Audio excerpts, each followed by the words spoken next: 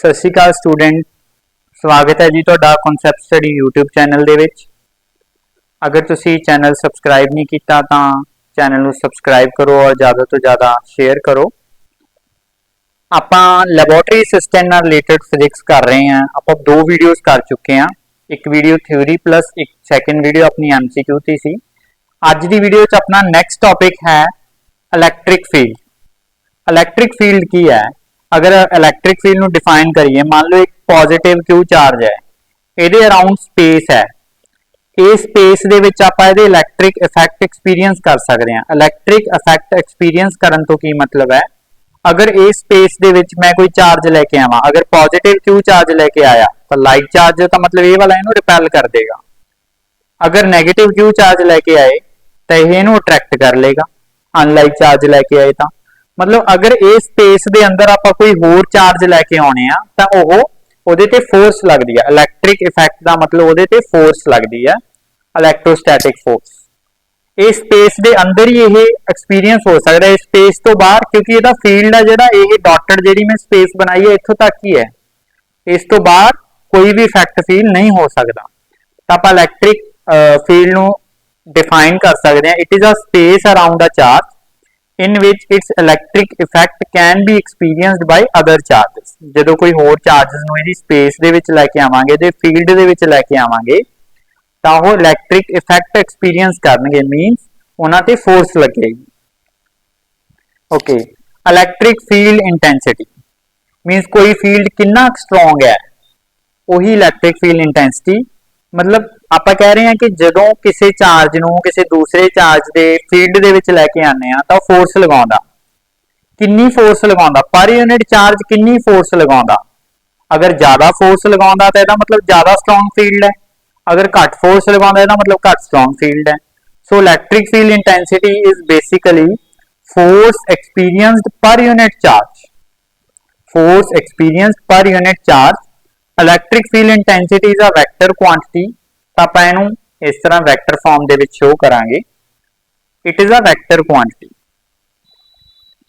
मीनस ਇਹਦੀ vector quantity तो मतलब की है कि ਇਹਦੀ डायरेक्शन होंदी है। ਇਹਦੀ डेफिनेशन है force experienced per unit charge, that is electric field intensity. Units की होंगे, इलैक्ट्रिक फील्ड इंटेंसिटी है कि फोर्स बाय चार्ज, फोर्स के यूनिट की होंगे न्यूटन, चार्ज के की होंगे column. It mean unit of electric field intensity is Newton पर कॉलम। तो ये लिख सकते हैं इलैक्ट्रिक फील्ड इंटेंसिटी एक वैक्टर क्वांटिटी है। वैक्टर क्वांटिटी तो मतलब की है कि इसकी डायरेक्शन होएगी। वैक्टर क्वांटिटी की डायरेक्शन भी होंगी है, मैग्नीट्यूड भी होंगे। मैग्नीट्यूड तो स्केलर का भी होंगे, vector they which direction add हो जाती है। इलैक्ट्रिक फील्ड इंटेंसिटी एक वैक्टर क्वांटिटी है, इट मीन इसकी डायरेक्शन होएगी, किधर होएगी, its direction is the direction of force experience by positive charge. जिधर फोर्स है, अगर देखो पॉजिटिव चार्ज है, अगर मान लो इलैक्ट्रिक फील्ड है, पॉजिटिव चार्ज ये लैके आवांगे, पॉइंट नोट कर लो, तो वह जाएगा, वो फोर्स लगेगी in the direction of field. अगर नेगेटिव चार्ज लेके आवांगे तो opposite to the direction of field. ताई लिखा कि यदि डायरेक्शन की होएगी जिधर फोर्स लग रही है किदे ऊपर, पॉजिटिव चार्ज के ऊपर। अगर इलैक्ट्रिक फील्ड दे विच, इन इलैक्ट्रिक फील्ड लिख लो, ये इंपॉर्टेंट है, पूछा जा सकता, positive charge will experience, positive charge experience force in the direction of field, force in the direction of field. और जो नेगेटिव चार्ज है, वो फोर्स एक्सपीरियंस करेगा opposite to the direction of field, opposite to the direction of field.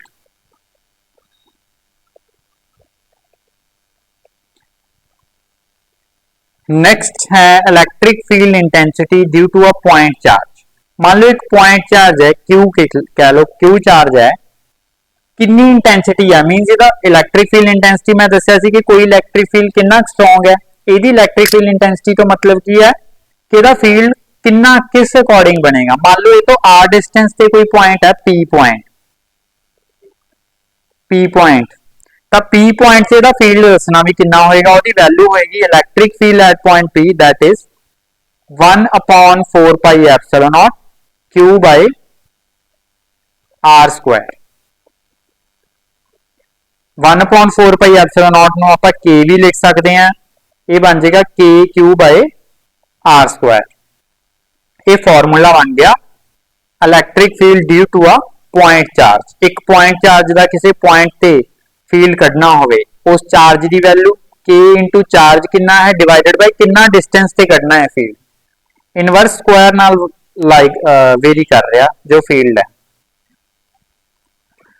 हुण जिहड़े question ज्यादातर specially mention किया गया कि इलैक्ट्रिक फील्ड लाइनस दी प्रॉपर्टीज, इलैक्ट्रिक फील्ड लाइनस दी प्रॉपर्टीज करन तो पहला आपां देखांगे कि हुंदियां की इलैक्ट्रिक फील्ड लाइनस। इंपॉर्टेंट है, इहदे विच थ्योरेटिकल क्वेश्चन बनन दे चांसेस हुंदे आ। Electric field line of force या electric field lines actually imaginary lines हुंदियां। हुण जे मान लो चार्ज है, चार्ज दे राउंड आपां स्पेस कहता भी उहदी इलैक्ट्रिक फील्ड आ, हुण आपां देख नहीं ना सकदे। तुसी मैगनेट भी देखिया होगा, मैगनेटिक फील्ड हुंदा उहदे अराउंड, तां मैगनेटिक फील्ड नूं भी आपां देख नहीं ना सकदे, वो इमेजिनरी हुंदा। तां electric field lines imaginary straight line हुंदियां या कर्व्स हुंदियां ने, ठीक है। अगर कोई चार्ज है तो उहदे अराउंड बनदियां ने इमेजिनरी स्ट्रेट लाइनस या कर्व हुंदियां ने। अगर उस कर्व ते आपां टेंजेंट लगा दईए तो आपां नूं की मिलेगा, direction of electric field line. इन्हां दी प्रॉपर्टीज की ने? सब तो पहली प्रॉपर्टी है इलैक्ट्रिक फील्ड लाइन की कि अगर चार्ज पॉजिटिव है, चार्ज पॉजिटिव है तो उहदियां इलैक्ट्रिक फील्ड लाइनस चार्ज तो शुरू होणगियां। स्टार्ट कित्थों होणगियां? चार्ज तो, start from positive charge and एक इस तरह जा रही ने, आइसोलेटेड पॉजिटिव या आइसोलेटेड नेगेटिव है, इधर जा रही ने, कित्थों तक जाणगियां? इनफिनिटी तक। एंड कित्थे जाके रुकणगियां? टर्मिनेट कित्थे होणगियां जाके?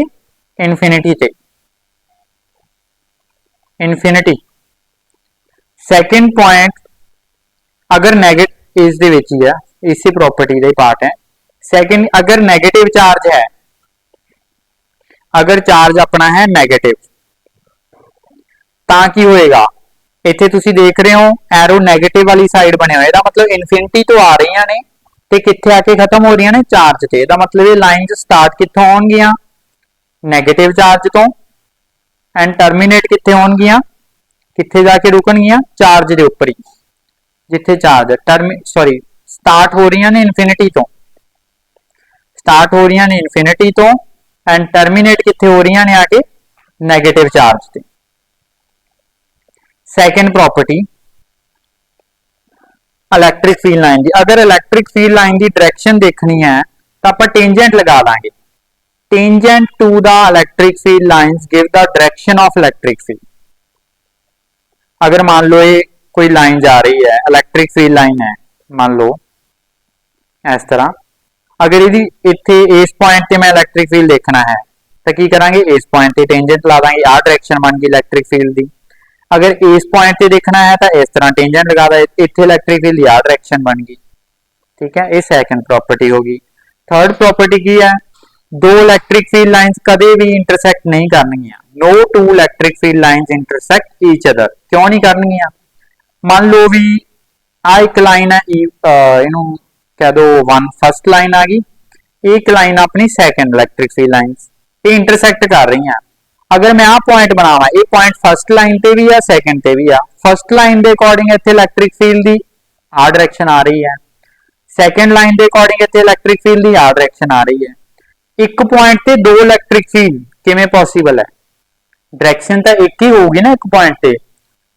इंटरसेक्ट तां नहीं करनगियां क्योंकि अगर इंटरसेक्ट करनगियां तो it means there are two directions of electric field which is not possible, तां करके ही इंटरसेक्ट नहीं करनगियां।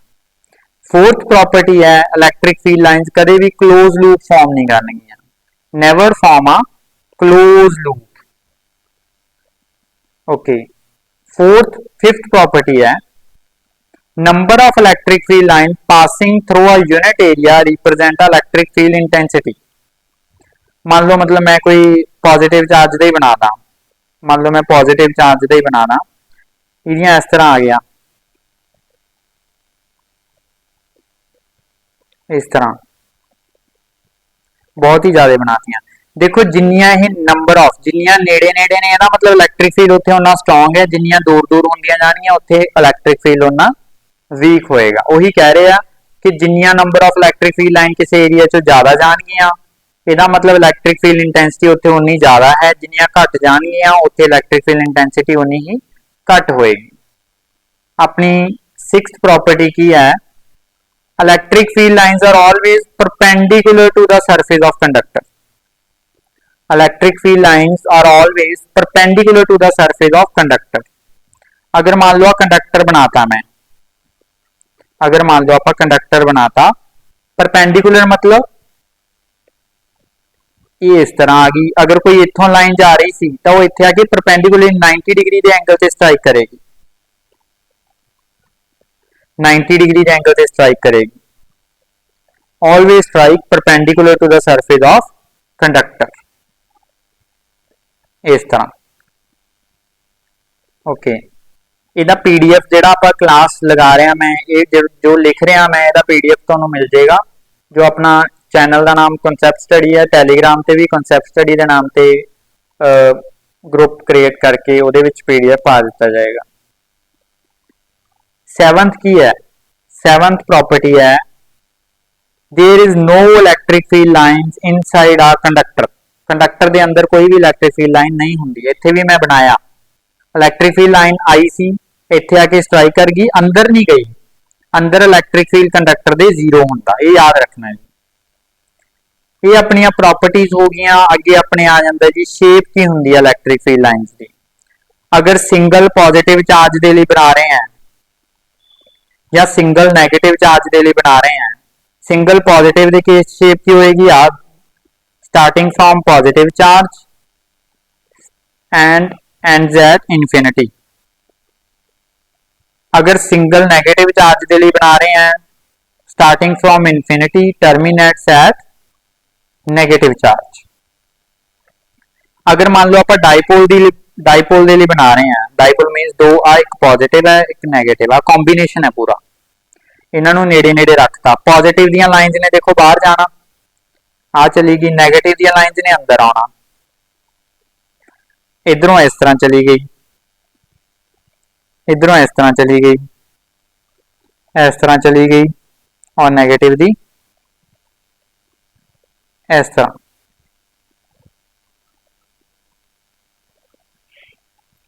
हुण मान लो इधर पॉजिटिव दी लाइन आ रही सी, आप दोनों पॉजिटिव का बनाने एक बार, दोनों पॉजिटिव का बाहर जानिया,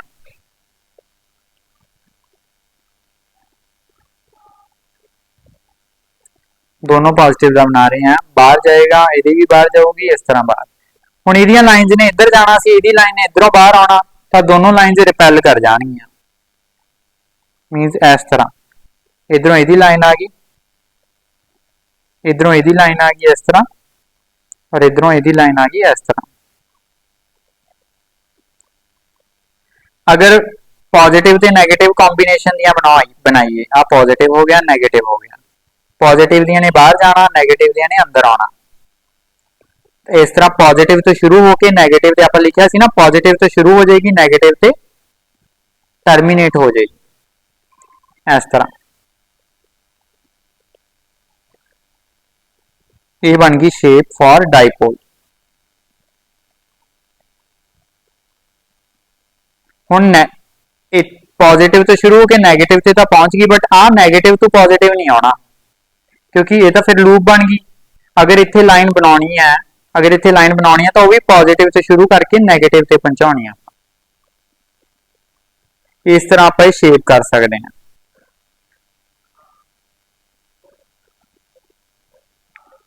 नेक्स्ट अपना है यूनिफॉर्म इलैक्ट्रिक फील्ड। देखो इलैक्ट्रिक फील्ड एक वैक्टर क्वांटिटी है।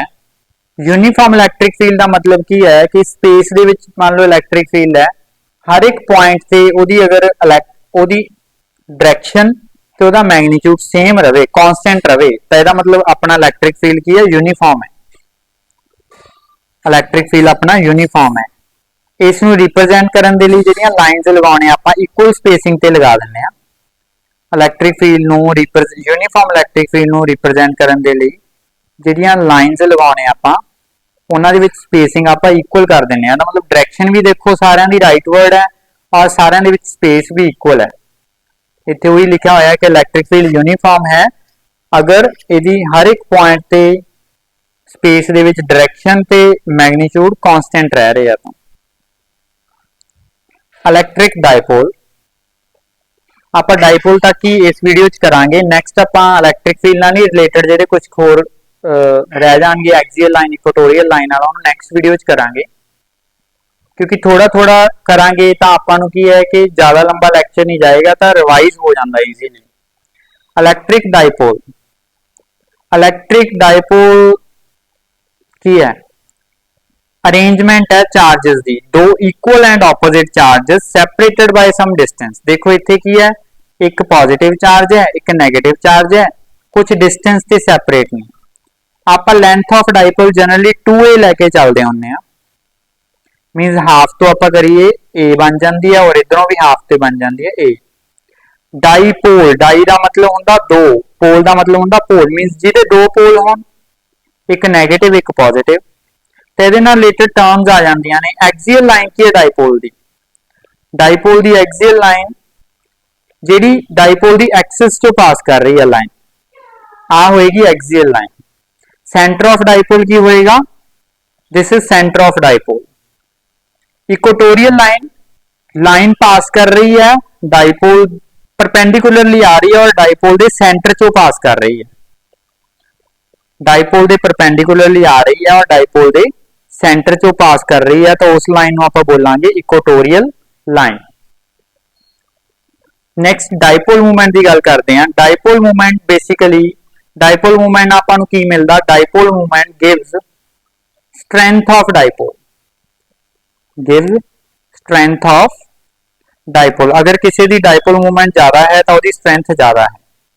आपां कीता सी डायपोल की है positive charge negative Q charge separated by some distance, distance मैं लिया सी 2a। 2a is basically length of dipole, length of dipole.